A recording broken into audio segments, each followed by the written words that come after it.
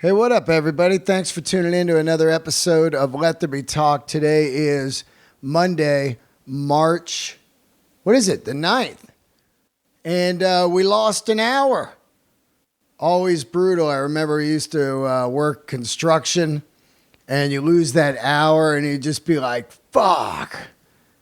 And it's also weird, too, when you're doing comedy, because it's still kind of daylight out. And you're telling jokes, the sun's not down yet. But I do. It's my favorite time of the year. I like it when it's light longer because I don't like when it gets dark at like 3:34 in the afternoon. I'm just like, I'm ready for bed. I am done. Anyway, welcome aboard. It is a fresh week. It is a Monday. I'm back from Austin, Texas. I was out there for one night headlining. Great crowd of podcast Dell Raisers in the house. I got to say thank you to everybody that came out. It was pretty damn cool. It was kind of an indoor-outdoor venue. It was in a building, but it had no roof. So it was, risky. If it would have rained, I talked to the guy that put on the show. I go, man, if it would rain, there'd be no show. I would fly all the way out here. I had no idea it was there was no roof, and it was kind of chilly out. So the crowd was soldiers, as my good friend Joey Diaz would say, an audience of soldiers. But we had a great time, and thank you so much. Like I said, everybody that came out. I'm still kind of fried right now because I've been fucking grinding, man. Like just doing shows. Like, for example, I flew into Austin, so I had to get up at 4:30 in the morning on Saturday morning. And then I Ubered over to the airport, got there at 5:15. Flight left, I think, at 6:30. Landed, and then Ubered to the hotel. Kind of sat down for like 5 minutes, and then Chris Layton, the legendary drummer for Stevie Ray Vaughan's Double Trouble, also played in the Archangels and plays with Kenny Wayne Shepherd. Chris Layton came by and picked me up, took me out to his drum studio, and we sat down and did a 2-hour podcast. Unbelievable. That's coming up in a few weeks. And then he dropped me back at the hotel. I showered and then went and did the show. Hung out with some of the fans that came to the show till around 1 in the morning. Laid down, got back up at 5 a.m. yesterday morning, Sunday. Flew to L.A. and got home. Hung out for a little bit, got some groceries, then went straight over to the Troubadour and interviewed White Reaper. And then, after I was done with that, came home, kind of worked on the episode that's out right now, that's here, that we're talking about right now, and then went over to Bill Burr's house and did his podcast. So now I'm about to go rehearse for the AC/DC show tomorrow, the Bon Scott tribute. So zero fucking rest. At 54 years old, just grinding. I'm not complaining. It's amazing sometimes where I'm like, when am I going to get some sleep? Where are the windows? This can't be good for you. Anyway, let's get into the guest today. I've been fucking babbling. I got a great guest today. Brian Posehn is on today. And it's funny, we are like into the same music. We both do comedy. We love all the same shit, and we've never met. It was unbelievable. I knew who he was all these years, and he knew who I was. But we never did shows together, not even a set somewhere. Nothing. It's wild to think about. He grew up in the Bay Area. So did I. He went to a lot of the same shows I went to. And it was great to finally sit down and talk to this man. And he's got a brand new record out, a comedy metal record called Grandpa Metal. And it's out right now. And some amazing people played on this. He did the singing and wrote some amazing, funny songs with people like Scott Ian, who's on it. Who else played on this thing? Oh, Phil from Violence, Phil Demmel, awesome. And Joey Vera played the bass guitar. It's really cool, man. It is really a really funny record, and it was great to sit down with this man. Weird Al's on the record, and it's on Megaforce. And oh yeah, my good friend. I'm looking at some of the credits here because I'm fucking unprepared for the intro. I was like, I gotta get this goddamn episode up. Anyway, get this record, Grandpa Metal. I know you're gonna love it. There's a song on here, Satan's Kind of a Dick, with Gary Holt, and it makes me laugh so much, man. I love it. Oh, Kim Thayil played on this thing. He plays on Grandpa Metal, the title track from Soundgarden. And Kim Thayil is just, to me, holy shit, that guy's a god. Anyway, Brian, thank you for doing the podcast. It was great to finally sit down, and I'm sure we will eventually go to some metal shows together, and I'm looking forward to that. Let's see. Tomorrow, like I said, is the AC/DC Bon Scott tribute. Just a heads up, Tommy Lee had to drop out, so he cannot play tomorrow. No Tommy Lee, sorry. But we added Mark Maron, which is going to be great. Mark Maron's going to do a set of comedy and play some leads. Somebody tweeted, what do you mean you added him? He was already on. No, he wasn't on. He was kind of in the wings because he's in the middle shooting the last season of Glow. Which, by the way, tomorrow Mark Maron's brand new special comes out on Netflix. Please watch this because I was out with him for 5 weeks and this material is fantastic. You guys are going to absolutely love it. So that's on Netflix, and very honored to have our good friend Mark Maron on there, along with Bill Burr and Lur from Primus and Dave Lombardo and Brad Wilk, Juliette Lewis, Josh Z, Mike Inez, all kinds of great players. It's going to be an epic night. I want to thank all the new Patreoners right now. Wow, man, it has been a great run with the Patreon people. Eugene, Paul, Phil John Jones, Adam Crawford, Connor Hargrove, Matt Garville, and Simon Blaun. Thank you for joining up on the Patreon. There's over 60 bonus episodes for all you guys out there that want to hear some of that stuff. Some people really are digging the bonus episodes, and I got to say thank you because they're fun to do. It's just me talking whatever I feel that week. And yeah, man. Okay, let's get into it right now. Thank you guys for tuning in. I got a lot of upcoming shows. Oh, dropped my phone.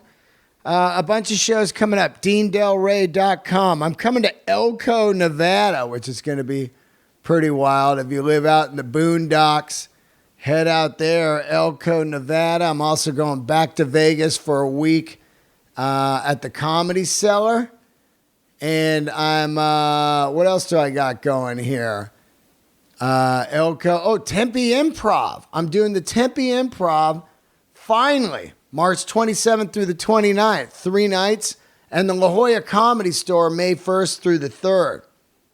Cleveland, Ohio, I'll be out there at Winchester in Lakewood, Ohio, actually. All the tickets are available on DeanDelRey.com. Thank you so much. everybody for your support. I cannot thank you. I love all you guys that tune in every week, and I've got a lot of great guests coming up on the podcast. Until next time, tune in on the Patreon bonus episode on Thursday. I will be talking all about the Bon Scott Show. Here he is right now, the great Brian Posehn. Let's hear it.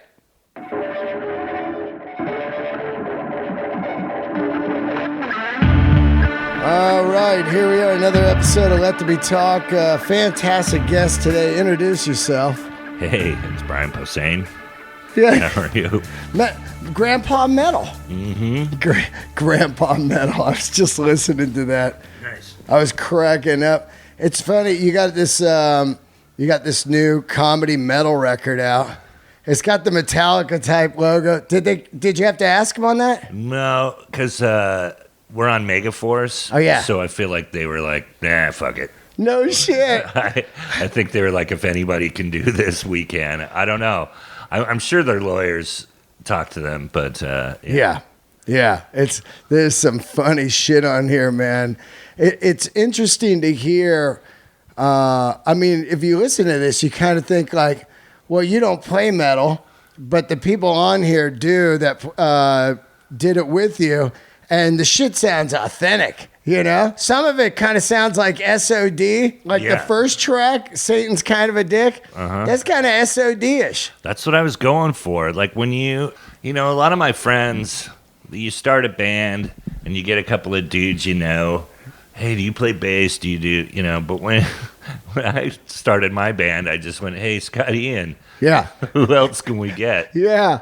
And they're you know, so it's gonna, the music's gonna be good. He and I have messed around before with songs because my stand-up records, the first two stand-up records I did were on Relapse, right? As a metal label, so it made sense to have songs. And then for this, we were always talking about, well, we got to do like a full metal comedy record down the road, and it took a while. Like we signed at Megaforce almost 6 years ago, and then Jesus, it took that long to finish it. But it's just because Scott being busy, Brendan Small being busy, and and myself. Yeah. So it just took forever. Did you do it at a studio or just Pro Tools at a house? Both. Yeah. Because our guy, not so much Pro Tools, but our producer Jay Rustin, he has a home studio, and it's right in the valley. I just went to his house all the time, we'd be missing vocals or something, so it was really convenient that he was close. And I was just like, hey man, can I come over and redo Satan? Yeah, redo Satan. It was funny because it's got some death metal style vocals on some of it, and were you pretty surprised how easy it was to make the death metal sound as soon as they just turned on like an SPX 90 or something? Yeah. Just like, it's pretty easy, yeah. It's funny because you're singing normal. You'll be like, oh, Satan's kind of a dick, and it comes, I mean, but some people, sing like that. Oh, well, that was me. I mean, it's you, but was it an effect? No. No? I can just do the cookie thing. Oh, you can? Yeah. Oh, let's hear it. What do you want me to say?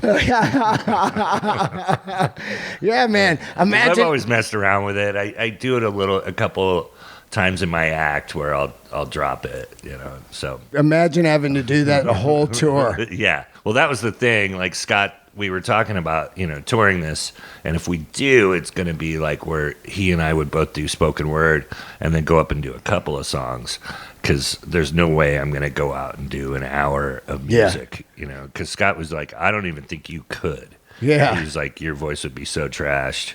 Hey, it's true. I have zero training, so obviously. Yeah. It's totally. Not one lesson. It's true, though, man. You get out there and you're just like, oh, I got to do it again tomorrow night. Yeah. I'm not off for a year. Oh, man, it's brutal. And also, it's funny. I was trained to sing like in a certain way, a proper way. And then if I try to do Cookie Monster, I'm like, oh, man. Oh, right. You do sing. Oh, wow. Yeah. I sang for like 25 years before I did comedy. Oh, shit. I didn't know Yeah, I that. used to be in a band, man.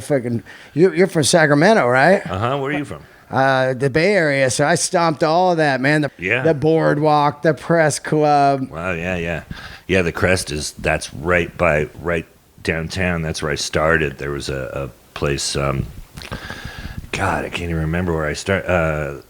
It was downstairs, right near the Crest. Yeah. But it was like a shitty open mic. That was my first place that I got up. How long ago was that? Metro Bar and Grill, 87. 87, dude. Yeah, that's Holy when I started. shit. Like right out of high school. Yeah.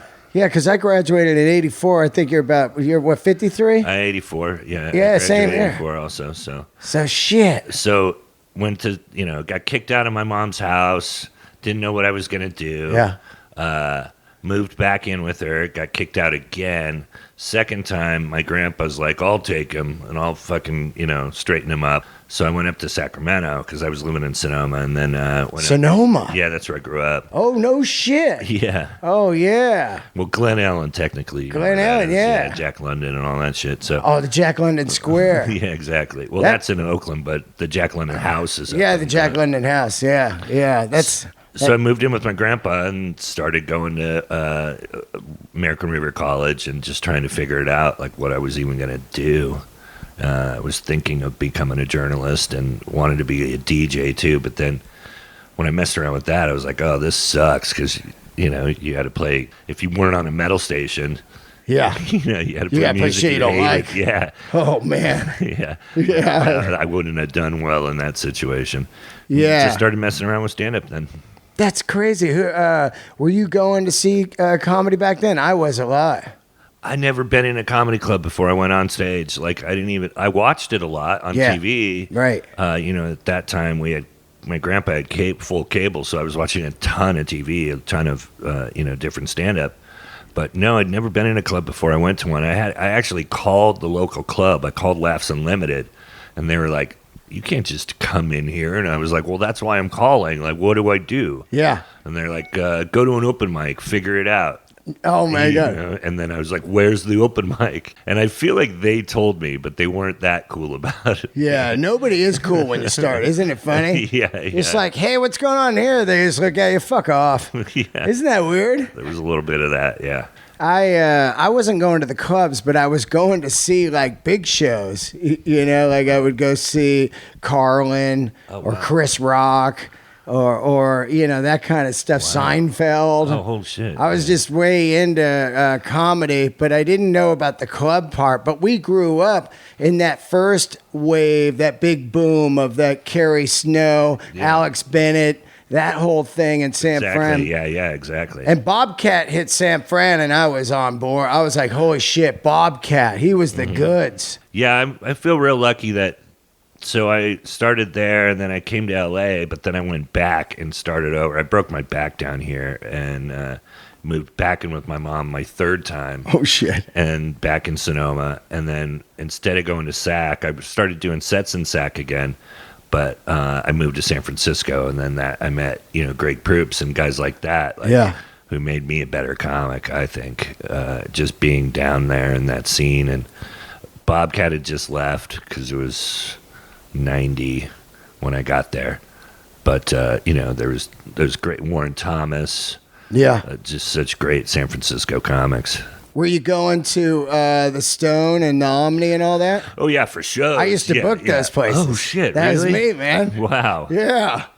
Yeah. Violence at the Omni. Oh, yeah. Bunch of shows at the Stone. Bad Brains with Leeway was a classic one in 89, I think. Classic, man. That Quickness tour, Bad Brains Quickness. Yeah. Love that show. God, I'm trying to... Voivod. Oh, Voivod Soundgarden? No, it was Voivod and Forbidden. Thrash band. Oh, I know Forbidden. Yeah. I just had Thrash January, dude. And that was... No, but that was... I think that was at the Warfield. But still, yeah. At end of the 80s, that era, Yeah, man. I used to be way deep into that whole thrash scene. I just did a full month of Thrash January of Death Angel, Kirk Hammett was on. And, oh, nice. And I was in there. I know Phil. Phil played on your record. Yes. I've known Phil for all those guys since we were 16, 17. Wow, oh, yeah, shit. yeah. I always found that it was weird that we've never done a show together. I was like, this is fucking crazy. It is weird. because I know you and I have so much in common, and yeah, people have even said, "Do you know Dean?" And I'm like, "Not really." And it's weird. Not one show ever. I've done I know. 4,800 shows. Metal, because and metal. Sure, there's those East Coast guys, but you and I are probably it on the West Coast. Yeah, absolutely. Florentine and Don and everybody out there. But yeah, I've known about you for a long time. It's so funny. And seen you in public, but not like, I don't think we've ever really even had a conversation about, music. But I know you're friends with Brendan. You're friends with other guys I know. Steve Agee. Yeah, Agee. Yeah. Yeah, I would do their bake show. My TV husband. Yeah, your TV husband, man. That's so great. Yeah. And you guys are kind of similar as far as, I bet you guys go out for the same parts a lot. We do, yeah. That's the worst, right? You show up, you're like, Steve. He's looking at you like, Brian. You know who I've had the most with is Harlan Williams. Oh, really? He and I have, you wouldn't think. Yeah. But he and I have actually gone out for the same thing, and then a couple of times, and there was one where I think Mission Hill I got, and he really wanted it, and then there was a thing right around there, Sorority Boys that I went out for, and he got it, and and then I wound up being a smaller part, but and not competitive, but definitely a type. Yeah, totally. Do you think I've had a few people on from Mr. Show, but that thing is just the gift that keeps giving. I mean, the cult following of that thing is unbelievable, right? It's crazy. I mean, I still find young kids that know what it is, and they shouldn't.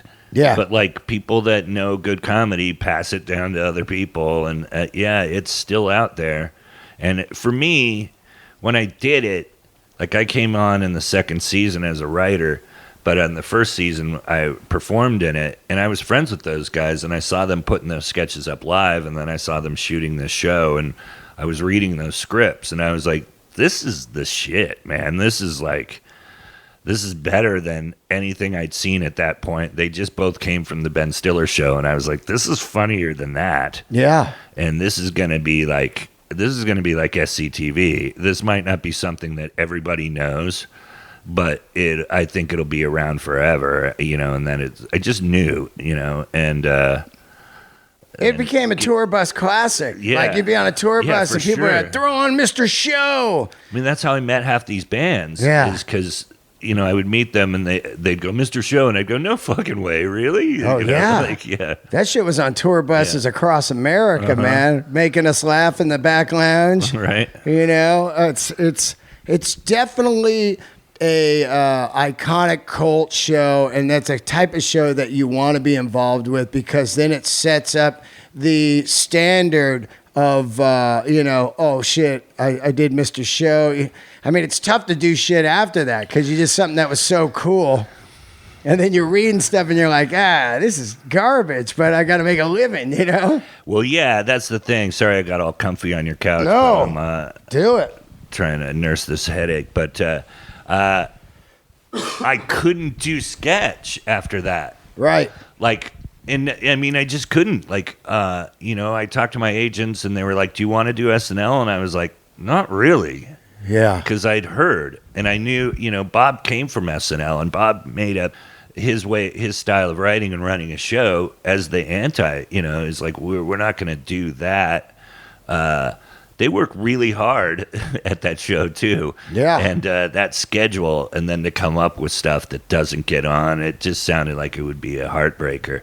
Oh. And to come from like a funnier version of Smart and Funny, and or the shit that we were doing on Mr. Show, there's no way they would have done, well, unless they were ripping us off, which they did too. Yeah, But it just felt like I couldn't do that. And then, sitcom writing is a whole different head too, and like I felt like I wasn't really built for that when I tried that, because I was just like, what show were you writing on? I did Anger Management. Oh wow. But not that long ago, 8 years ago now, but a lot after Mr. Show, but it was just it came up, and I was like, I I had been road dogging really hard at that point, and my kid had just been born. I was like, well, let's try to get something where I stay in town for a little while. Yeah, I get that. Then I was the comedy police. I'm like the guy in the room going, dudes, this shit is just garbage. And, but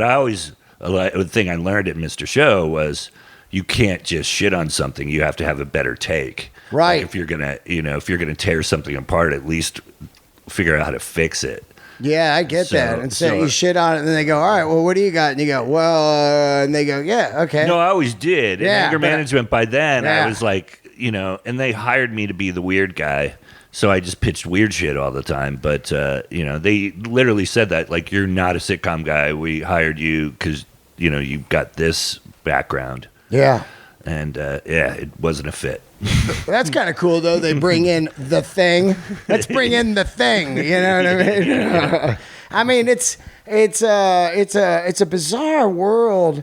I don't have a TV. You can see here, and I don't watch TV. But once in a while, if I got an audition, I'll watch a show, and I'll be like, what do people watch this? That shit trips me out. Like, I'm reading the thing, and I'm like, well, I think the problem is we're in comedy and we're around great comedy. So then when you read this vanilla comedy that they supposedly think America likes, right. It's always bizarre. And then here comes something, let's say, that's really funny, like the Chappelle Show, and then people go, holy shit. Or Keen and Peele, you go, well, yeah, this is comedy. Yeah. That's a bizarre thing. It's refreshing when those shows come around because it can be just garbage. Yeah, but people like it, so whatever. I don't knock it. It's it's just like pop music. Yeah. I don't knock it. Everybody has their thing. It's just, to me, I try to wrap my head around it. Like, wow. No, it's not for you. Yeah, just like pop music. Yeah. Yeah. Now you're obviously a super metalhead like myself, and it's funny to think about. I was listening to your record, and there's the part where you're talking about, like, hey, you got to check out this band. They got like this Megadeth thing, and you're like, who's got a Megadeth thing? Megadeth. Right. It's so true, right? And I really think about that when it comes to Caius. 4 million bands went for that Caius thing, and they're like, yeah, you got to check them out. They're like Caius. And then you put it on, you go, no, they're like a Caius cover band without the tunes. I remember that. Yeah, that was brutal, that era, right? Just doom stoner rock. Right.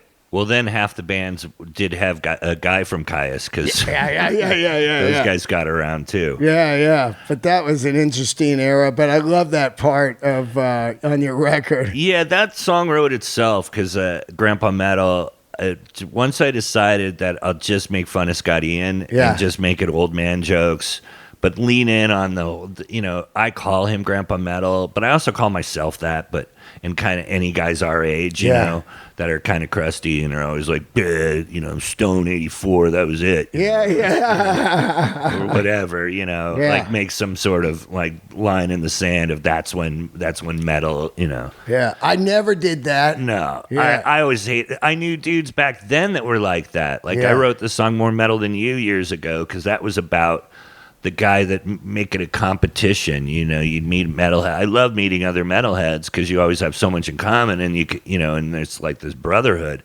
But then there's this competitiveness to it too, of like, I like more brutal bands than you, or I liked Iron Maiden before you did, or whatever that's a it classic, is. right? Just like whatever, and it always made me laugh, and that's why I wrote that song. And then Grandpa Metal, it was the same kind of thing of like, Scott literally hasn't liked a band since The Refused. Yeah. I love The Refused, but there's been a few good bands since then. Yeah.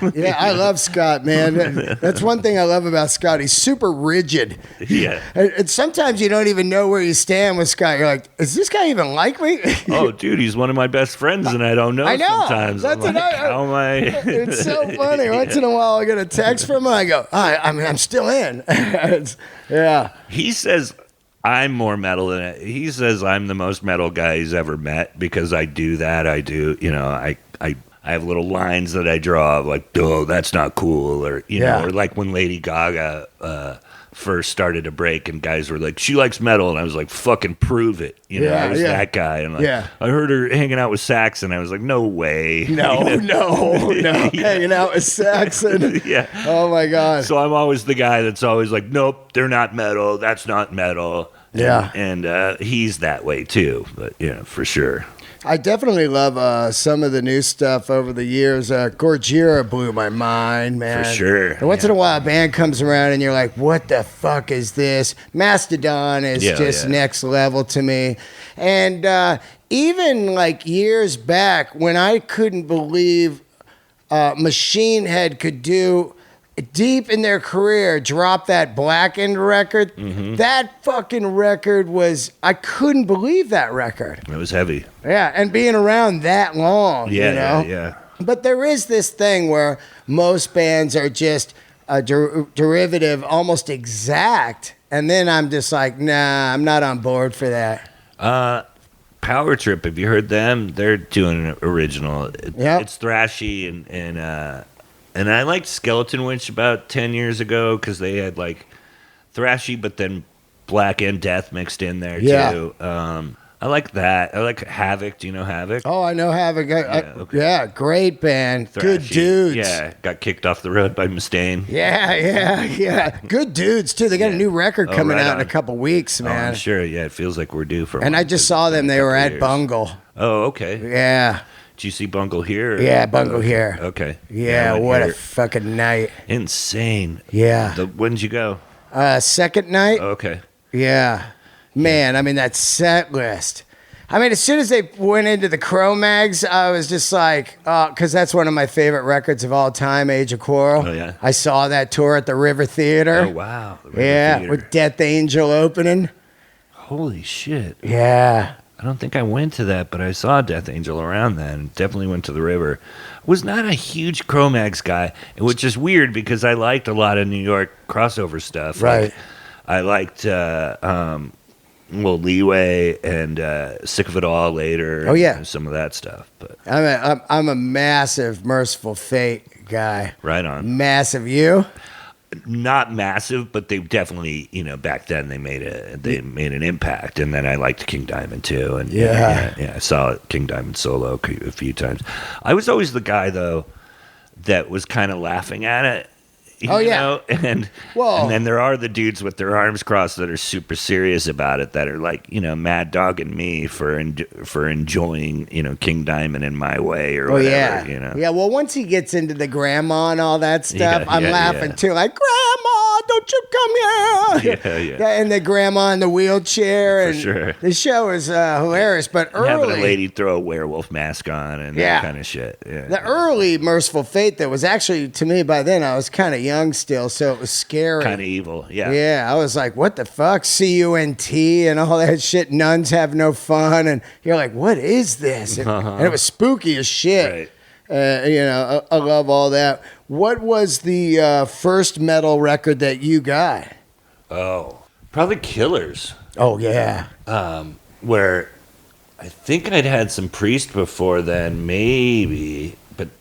That was like that period, 81, 82, where I was going from hard rock into heavier stuff. Yeah. And, I was still, like, listening to Women and Children first and still doing Van Halen and UFO and AC/DC and all that stuff. But then I saw Killers. Yeah. And just went, oh, what's that? And then heard it and went, holy shit. And then had to have the first record.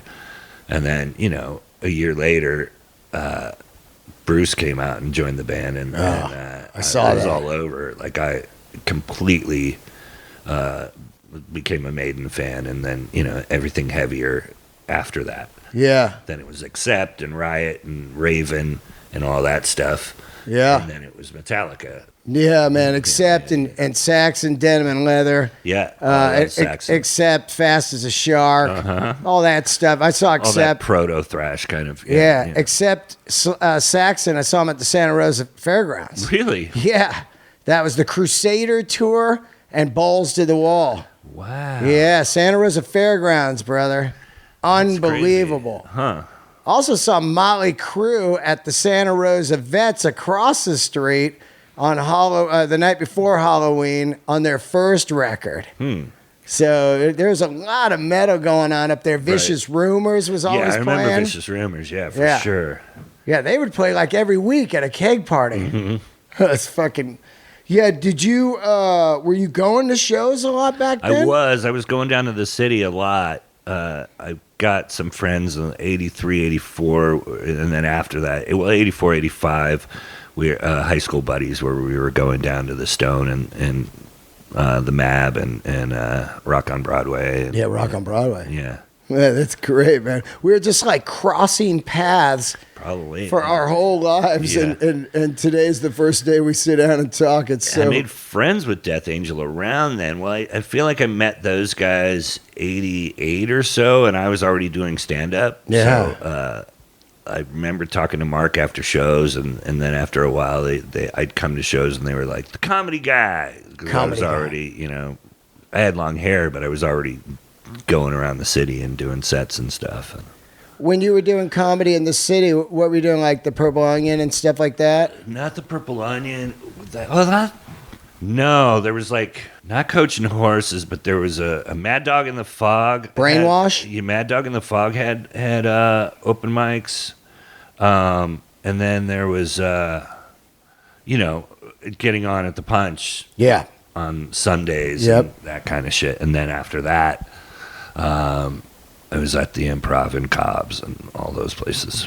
And who were your guys that got you, like, what made you want to start comedy out of high school? Were you watching, like, who did you watch and go, this is it?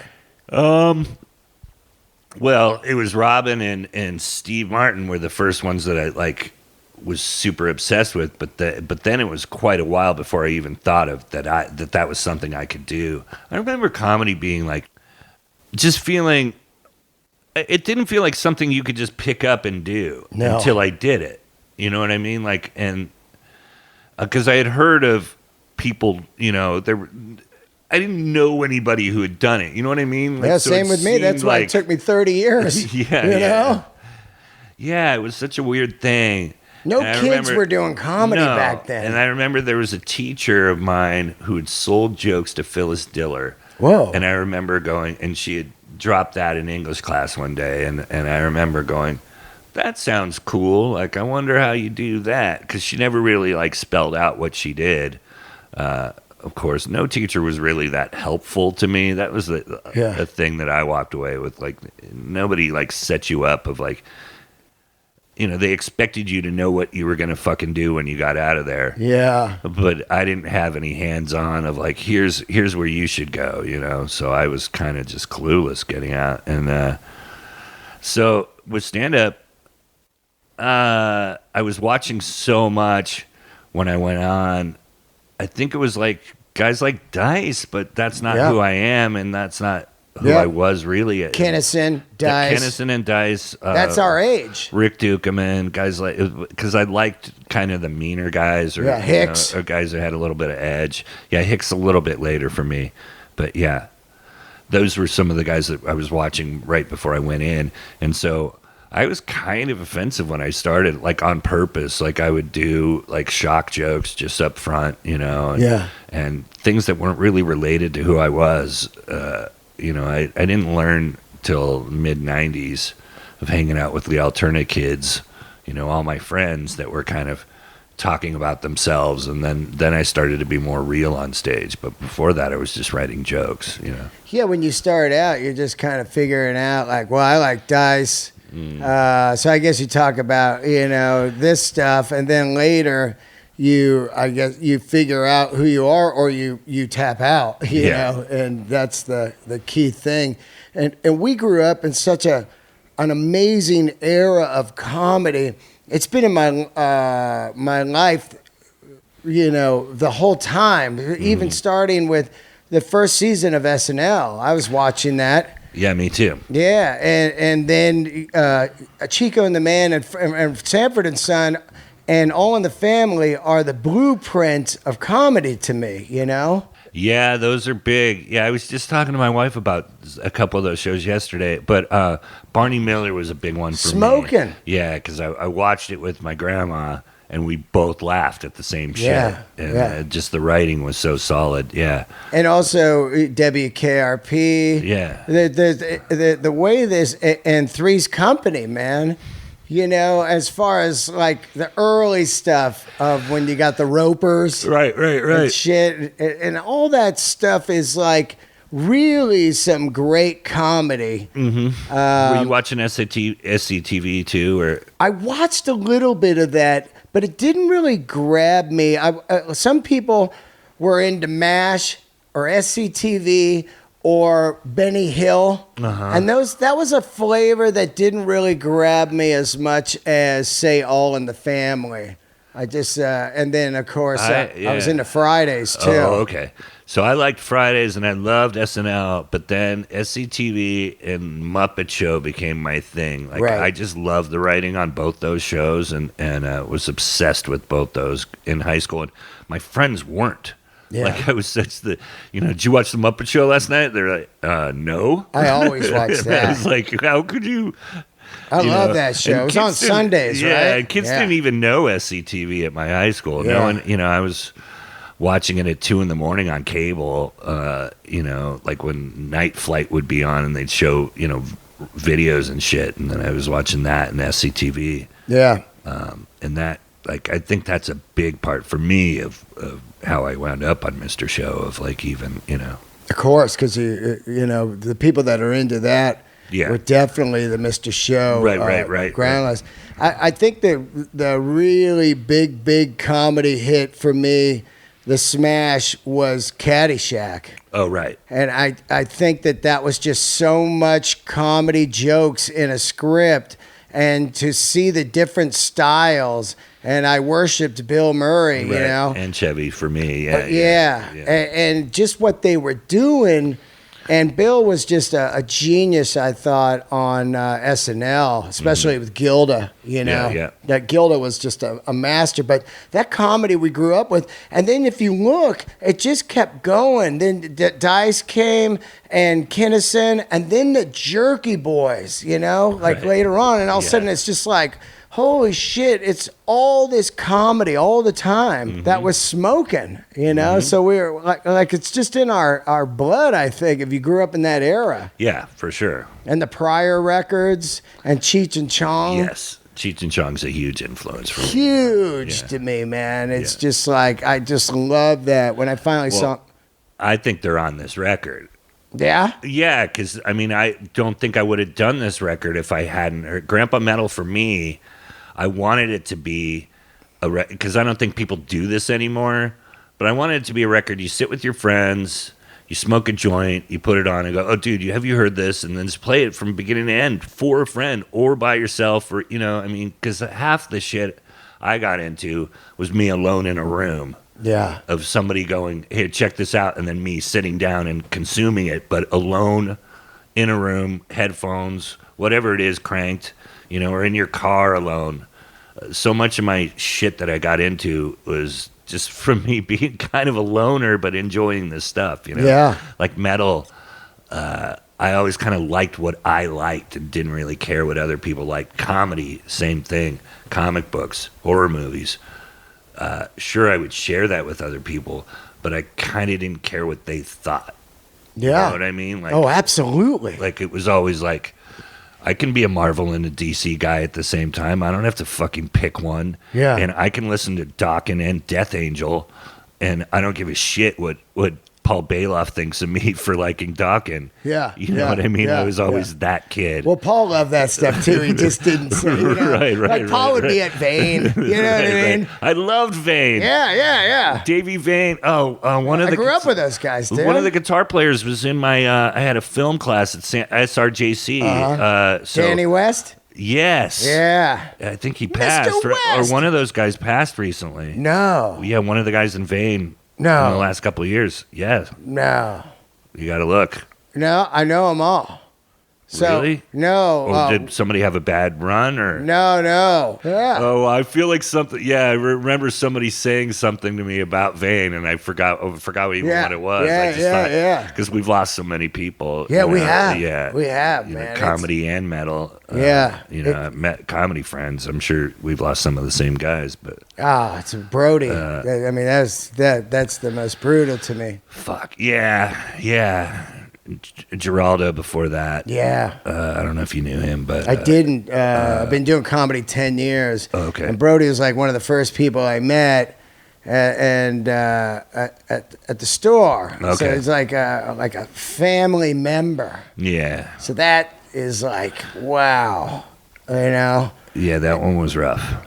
Yeah. And it sucks when these guys have like tragic past too, where you kind of see it coming. Yeah. And you're just hoping they avoid it and stay out of the abyss. And, you know, going back to Hedberg was like one of the first ones where I was like, this ends badly. And then it did. And you're just like, duh, I hate being right. You know, Fuck, yeah. Did you ever work with Hedberg? I did, yeah. Well, not work, but just, you know,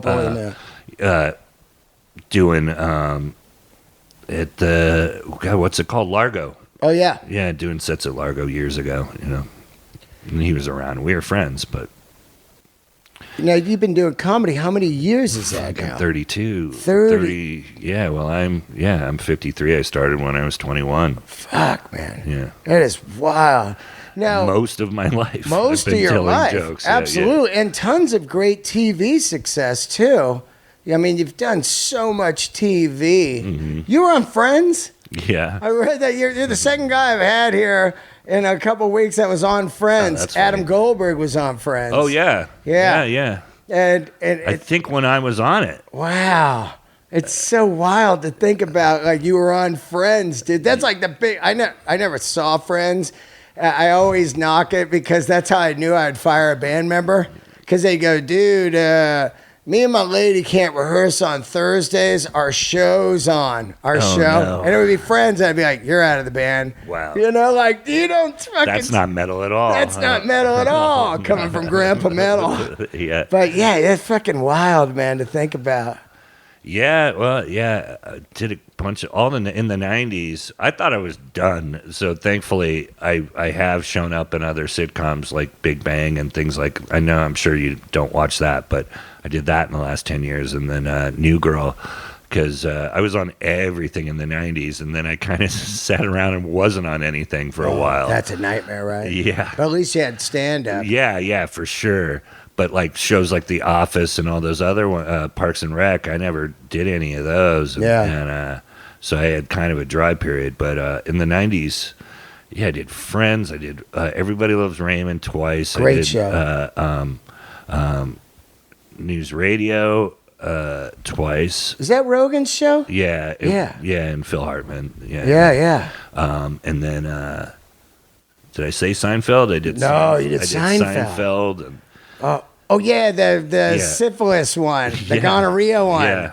Yeah, with fucking Kramer. Mm-hmm. Wow. Remember Kramer was on Fridays? Yes. He was fucking great. He was hilarious on that. That sandbox sketch where he had army men and then he'd light them on fire. Mm-hmm. I could relate to that. He'd be like, time for you to die. And he'd just light those green army men on fire. Right. I never forgot that sketch. Yeah, there's like sketches that stick with you. Mr. Bill. I mean, yeah, for sure. I'm a Mr. Yeah, I Bill. saw you over yeah, there. I fucking love Mr. Bill. It's so funny. What now do you tour every year? Because I don't see you around. Where do you work material? Just out on the road? Well, it's been a little bit. So yeah, now I do. Meltdown was my place for a little while. What a great place. Yeah, I love that. Yeah. I use that where it was just I call those guys and go, hey, can I come up and do a 15-minute show of all new shit? Yeah. And then it would all mostly work. Yeah. And then I'd take it out and, on the road. But I don't really have a place like that anymore now. I got to find one here in town. Yeah. I don't get up much. I don't love hanging out at the store. I love comedy. I still do. But, and I love watching other dudes. But It's kind of the last thing I want to do when I'm home. Well, you're 32 years in Yeah, and shit. yeah. Like, I'm 10 years in, so I'm Yeah. still like, oh, shit, this is great.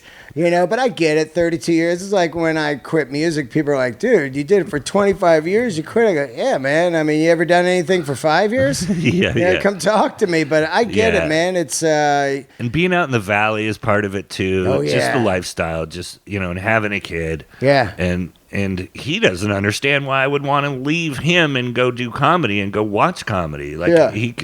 and then part of me is like, yeah, you're right. I don't get it either. Like, especially when I come back, when I'm home on a Sunday from just being in wherever, Raleigh or whatever, at good nights for the weekend. Yeah. And then I come home, I'm not going to go to Hot Tub Comedy or whatever At it the is. Virgil. I missed out on all these shows. I haven't seen Typewriter or any of the things people are talking about because it's kind of the last thing I want to do on a Monday or a Tuesday night. Right. Like, I'm going to stay the fuck home. And even when I'm off, like if I have a weekend off, I could go to the store, and I have occasionally, but it's just... Yeah, I get it. I get it, man. I get it. You're Grandpa Metal.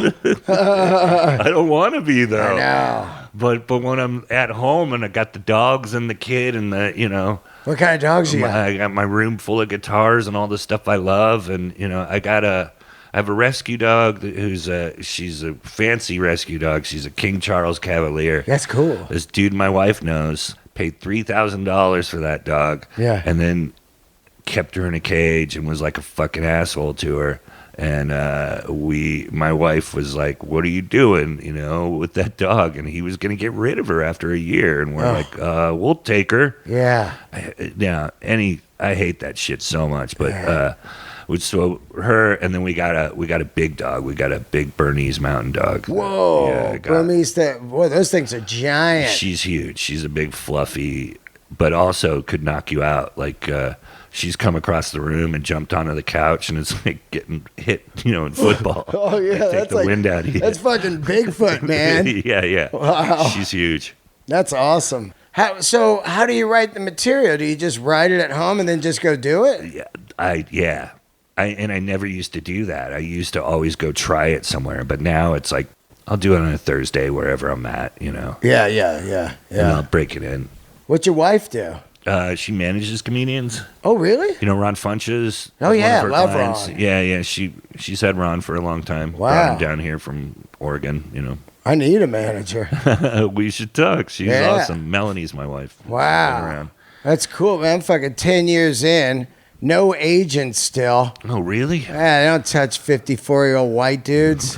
That's What probably are they true. going to get, like 10% of my $2,000 this weekend? Yeah. You know? Well, I've had the same guy for a long time. Yeah, that's or I'd be great. fucked, but yeah. I do need a good manager, though. There's like, you hope that you can get somebody that gets it. I mean, if she's married to you, she might get it. Yeah, she does.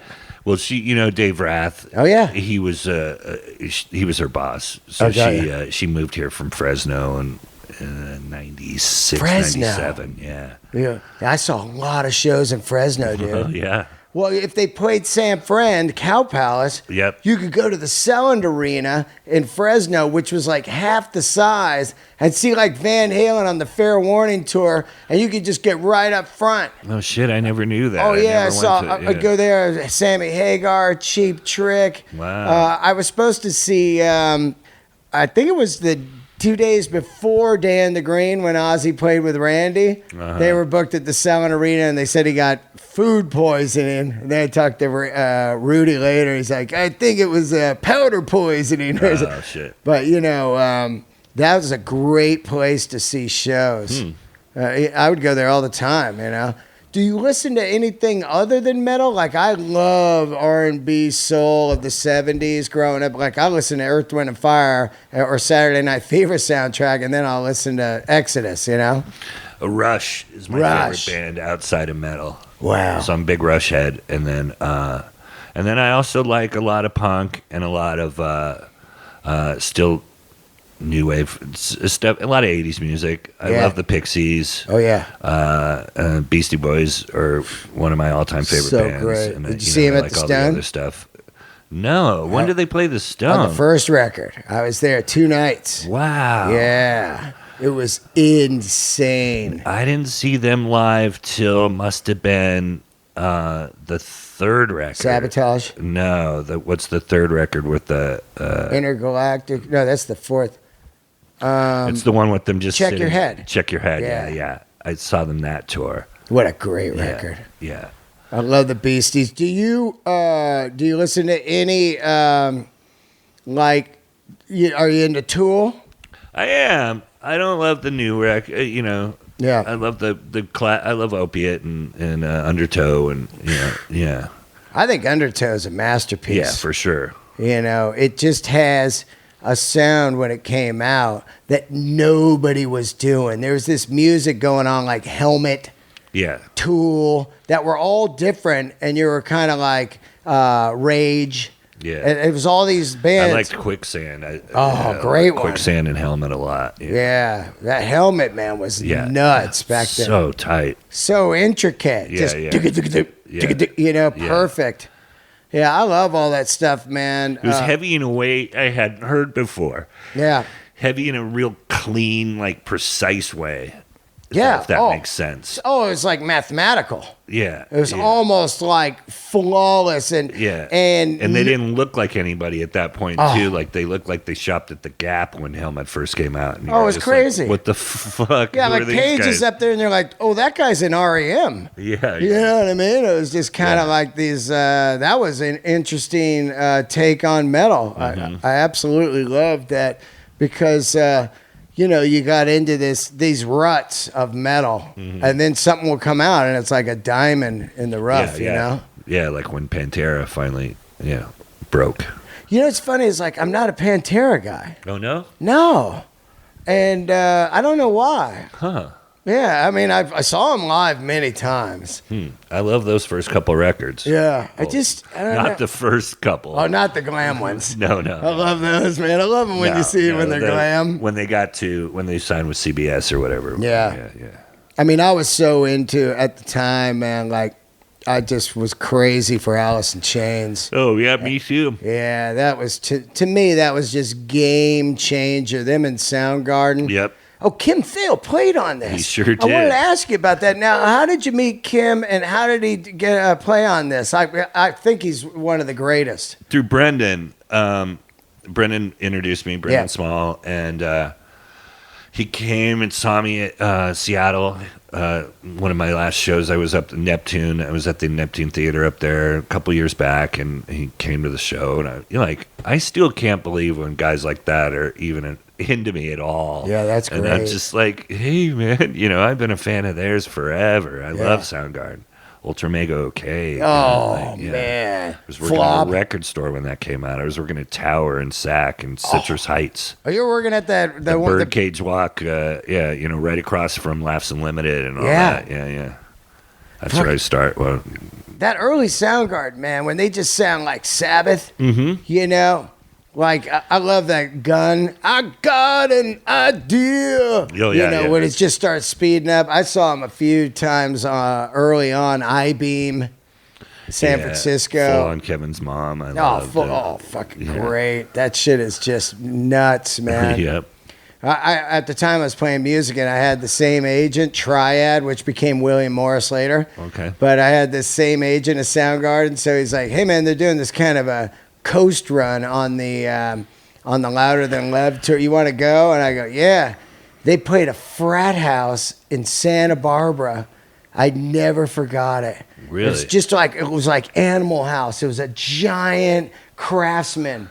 Probably 30 guys lived in it. And they played in the living room, man, with just full on, like 300 people crammed in this fucking house. Wow. I wish I had it on film, man. That's amazing. And I just stood on the side of Kim's amp, and they were just killing it, man. Huh. And then the next night they played the Whiskey. It was just great, man. I love all that early music, man, that we probably could just talk about for hours and hours. Look, before you get out of here, let's talk about the players that played on this. So Kim Thayil, Scott Ian, Alex Skolnick, I love him, a friend of mine. Gary Holt. Gary Holt, a genius. Yep. And then what I loved was getting Gary to be. He's on the Slayer track, so he's on Satan. Right. Where I'm not making fun of Slayer. It's an homage to Slayer. I love that. They don't play Slayer season. Well, everybody loves Hell, Yeah. like it's romanticized in metal. And that was just like, no, because I was a Christian kid when I first got into metal. And so, like, when I heard Hell Awaits, I was fucking terrified of it. Yeah. And some of the imagery.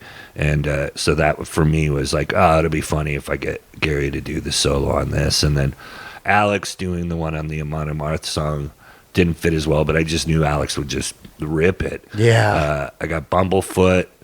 Brendan Small did a solo.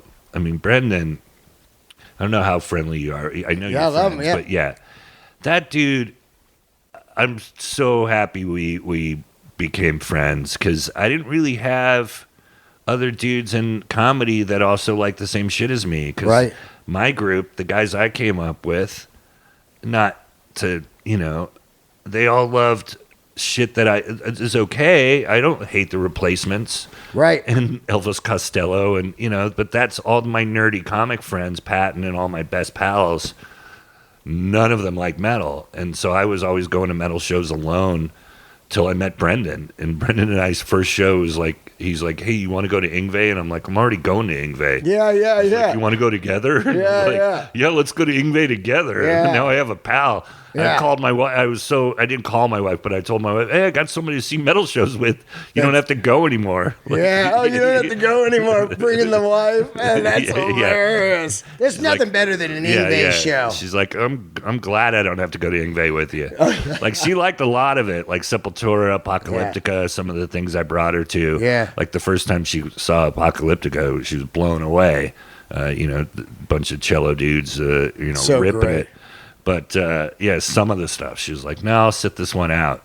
Like, did not like Behemoth. And some of the stuff I listened to. She's put up with so much, but there's been a couple of times in our 21 years of being together where we're shopping for furniture, and I'm playing Every Time I Die, and she's like, how do you fucking listen to this? Because she was a little wound tight on something. Yeah. And then I'm playing this music in the car that's kind of jarring. Yeah. Commute traffic. Yeah. And the only two times she's ever complained was Behemoth and Every Time I Die. But, so I think that's it Phil on the guys. Phil Demmel. Phil Demmel. Who were the drums and bass? Bass, it's all Joey Vera. Oh, rad. Yeah, and then Brendan did all the drums. Oh, wow. Just electronic drums? Well, it's Gene Program? Hoglan. It's Gene, yeah. So it's him using samples of Gene. That's great. Yeah, it sounds real.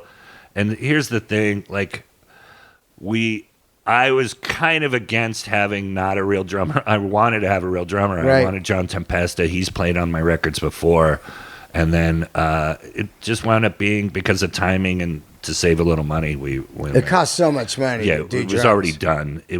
Brendan had already done. It sounded good. It was like kind of stupid to redo it to have a guy come in and play all 10 tracks, and so we just left it the way it was. I'm doing the giant Bon Scott tribute I do every year. You should come next Tuesday. Where are you at? At the Avalon. Oh, okay. So it's Bill Burr and I. Oh, wow. But then we have a huge all-star show with Dave Lombardo, Brad Wilk, Lur from Primus. Mm-hmm. It's just massive players, and we do a full AC/DC concert. Oh, cool. Yeah, so you should come, man. It's going to be a lot of... I'm home. Yeah, a lot of great people. I think you'll enjoy that. Are you an AC/DC guy? Oh, for sure. God. More Bond than of course, than Brian. But but I don't knock the first three Brian records. No, me neither. Even Flick of the Switch. People sleep on that, man. You put that on, that would be anybody's best record if it wasn't AC/DC. No, I love For Those About to Rock. That's a masterpiece. Yeah, great record. I like it more than Back in Black. Wow. I do, because it's just dark and bizarre. It's a little heavier, yeah. That whole thing, man. The opening, I mean, that first track is so killer. And Spellbound, right? And Snowball, all that stuff is just killer, man. What's the last track on? Oh, Evil Walks beside her. Oh yeah, that is a good one. That's Yeah, a great tune, man. I saw that tour, Cow Palace. I did too. Yeah. Yeah, right. That sounds right. I think Yeah. Nantucket opened. I don't know. My memory works sometimes. Yeah. Remember that drive-in theater next to the Cow Palace? Yes. It'd just be movies going on while you're just getting drunk in the parking lot. Well, I remember, getting down there early and doing the pre-show, getting hammered in that parking lot for sure. How many concert shirts you got? A lot. Yeah, I know. I got like And I also 250. Tons of horror shirts and all that. Yeah. So I'm a t-shirt guy, yeah. So the record's out now. Yes. And it's on Megaforce. It's everywhere. We did vinyl and CD. Rad. I would encourage people to go to a record store Yes. and talk to those nice people. Yeah, that's the world. Yes. Go in there and get insulted Yes. and get a lesson. Yes. I learned so much about music just sitting in a record store, and now it's so easy. With Shazam, you don't have to go up and go, "Hey, who's this?" Right. Get the fuck out of here, Right, you know? right. I love that. Well, what do you got? Are you going out on a comedy tour, or are you going to just perpetually always out? Yeah. So I'm in Spokane next week and Raleigh coming up and Cap City and Austin. Oh, I'm dying to do that place. Oh, it's great. Yeah. Well, thank you, man, for doing the show. Thanks for having me. It was great to finally meet you. Yeah, man. And looking forward to hopefully maybe one day doing a little comedy with you. For sure. We should be. And let's go see some metal together. Yeah, for sure, man. That'll be great. All right, guys. You got what's your Instagram? Oh, just Brian Posehn. And then the Brian Posehn on Twitter and all those places. Awesome. Website? BrianPosehn.com. All right, guys. Go see him and get this record. Grandpa Metal. He's got a funny thing on here with Weird Al, man. Mm-hmm. That was so funny. And then you do Take on Me. Yep. That's a classic. I heard it. I was like, who did the cover, by the way? I wish I remembered his name. It's in there, but he's done some.